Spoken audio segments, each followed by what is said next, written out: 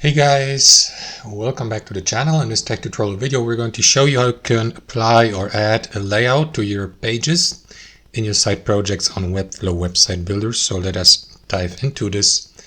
So guys, navigate your site project through the web designer here on Webflow, and after that what you want to do is, as you can see, I created a layout like this.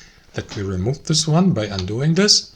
So if you create a new page, right? For example, through the pages menu on the left hand side, a blank page, you will see that add a layout button. If you don't see it, you may also add a layout by clicking into this plus button, add elements.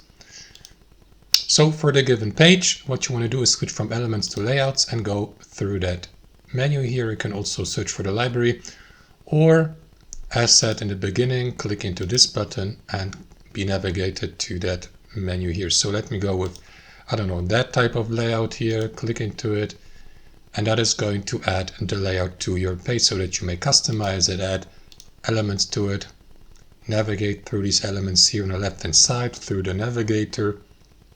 That's how it works. Thanks for watching, hope you enjoyed it, got something from it, and we catch you later.